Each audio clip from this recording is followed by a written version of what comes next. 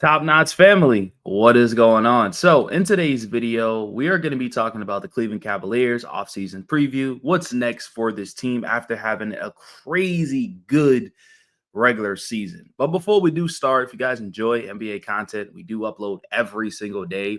Our goal this year is to upload for 365 days, and I couldn't do it without you guys. So, I just want to say I appreciate y'all. I love y'all. Continue to keep liking, keep sharing, keep subscribing, all that good stuff. And let's get back in today's video. So, the first thing that we are going to start off with is the regular season, of course, right? The Cavaliers just had an amazing season. I'm going to be honest with you, right? Plenty of awards, Evan Mobley, Defensive Player of the Year, the Cavaliers winning 60 plus wins, which is absolutely amazing. Then you got the head coach winning Coach of the Year. Everything was just going well for this team, right? 64 and 18, 41 and 11 with their conference record, 34 and 7 at home, 30 and 11. It was good, right? Then they get an easy matchup against the Miami Heat that no longer have Jimmy Butler, and they breeze right through them, right? Then they go into the Pacers series. We all thought the Cavaliers was going to win it. We all thought it was going to be a little bit tougher, but we did have the Cavaliers winning the series. I had them especially winning the series, but I was totally wrong. The Pacers continue to prove why they're one of the top teams in the Eastern Conference, and the Cavaliers do get eliminated. Now, what I will say, though, is, right, to be fair, right? To be fair, the Cavaliers were hurt. They were not healthy. They got injured at the worst possible time, right? I mean, losing your point guard, which didn't even finish off the Miami Heat series, then you put him back in what, game 2 or 3 around there. Doesn't really, well, game 3 doesn't help, right? Darius Garland was an all-star. He made a big difference. And then you lose Evan Mobley, and then you lose a good bench piece in DeAndre Hunter, right? Now, obviously they came back near the end, but they obviously just wasn't healthy. And you can tell Donovan Mitchell's limping. Garland didn't look the same. So, I give them that, right? So I don't think this offseason is going to be like blow it up or anything like that. I think they're going to be completely fine, to be honest with you, right? But it just still sucks. I still think this was a failure of a season. You at least had to make it to the Eastern Conference Finals, and they couldn't even do that, right? Anyways, so that's kind of what happened during the regular season for the Cavaliers, right? Now, when we look at the postseason and just, who was the leading scorers and stuff like that, obviously Donovan Mitchell, he had a great postseason. Even though his efficiency wasn't the greatest against the Pacers, to be honest with you, but still averaged 30 points a game, 4 assists, close to 5 rebounds, and close to 2 steals, right? And then Darius Garland was 18, but as you see, he played 9 games. Garland only played about 5, and that's majority through the Miami Heat series, because in this Pacers series, he was in foul trouble and just wasn't playing that well at all. And then Evan Mobley, he missed 1 game, but averaged about 17 points. They should have went to him more, but they didn't. Jared Allen averaged 13.4. And then Ty Jerome, which was a very important piece for this team during the regular season, and even in that game against the Miami Heat, like, he was amazing. He was unplayable in this series, and that played a factor because that's really what their bench unit relied on.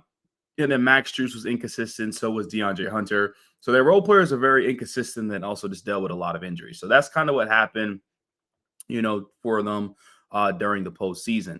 Now, when we talk about free agents for this team, right? Not as much free agents, but they do have one important piece, right? So these are the couple free agents that will be available. Tristan Thompson, cool. They might bring him back for the experience. He's been very solid. Sam Morrill's interested. Maybe they do bring him back. Average about 7 points a game, a good bench piece. We'll see what happens with that. Maybe another team wants to offer him some money. If not, the most important piece right here is Ty Jerome, right? We all thought Ty Jerome was going to make a lot of money this offseason. We really did, right? I mean, he had amazing numbers, right? He was in the most improved conversations. Well-deserved. The problem is he struggled dramatically in that postseason, which I think now the Cavaliers can potentially lowball him. And when I say he struggled bad, I'm going to show you the numbers, because if he played a little bit better, maybe they're still in this series. But look at this: 8 points, 7 points, 2 points, 2 points, 21. But he had 20 shots. And defensively, he was getting attacked. Like, he just wasn't very, very good compared to the Miami Heat series, where he put up 28, 13, and 18. So he played a little bit better, but this series just wasn't very, very good at all. Now, for Ty Jerome, he's going to want money, right? I mean, technically, this is his best season. Like, he's just going to want to do it. This is his contract situation right now with the Cavaliers. He's making about $2.5 million. Trust me, he's going to get paid. The problem is, I just don't know how much the Cavaliers are going to pay. If you're going to bring him back on a team-friendly deal, then you bring him back, of course, right? because he needs to prove himself to potentially get that deal again in a couple of years. But if he's going to ask for a lot of money, probably going to have to let him go. So bring Ty Jerome back on a team friendly deal.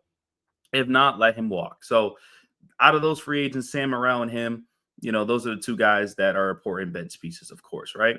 Now, this right here, shout out to Bobby Marks, always makes some good ones right here.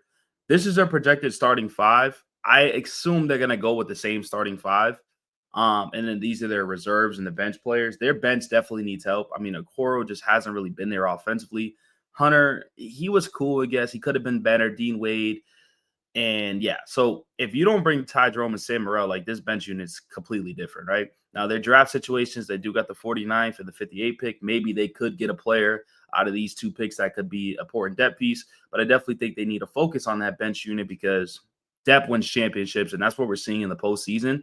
Like, look at OKC, look at the Minnesota Timberwolves, look at the teams, look at the Pacers. Those are the teams that are advancing, and I think the Cavaliers need to focus on that too, just a little bit. Nothing crazy. I don't think they need to go crazy, but this is kind of what they're in the position, right? So I think they're running back with the same starting lineup. Maybe they bring back Ty Jerome and Sam Morrell. We'll see what happens with that. They got the draft situation right here, 49 and 58. I think, like I said, I don't think this team needs to do anything crazy. I think they'll be completely fine, especially when you look at the landscape of the Eastern Conference, right? And I'm going to put the standings up there one more time so you guys can see. The landscape of the Eastern Conference is kind of weak right now, right? Especially heading into next year. The Celtics, they're probably going to trade some players, but it looks like Jason Tatum's going to miss this whole season, right? The Knicks, the Pacers, you could put them in the conversation, of course, right? So that's two teams. But then the Bucks, they're probably going to lose Giannis. Then the Pistons, right? So you could throw the Knicks, Pistons, Pacers, and Magic in there if the Magic could stay healthy. Everything else is just mid. Heat mid. The Hawks are mid. The Chicago Bulls are mid. So the Cavaliers should be back in this position. Donovan Mitchell even said, listen, you're probably going to try to write us off, but we'll be back.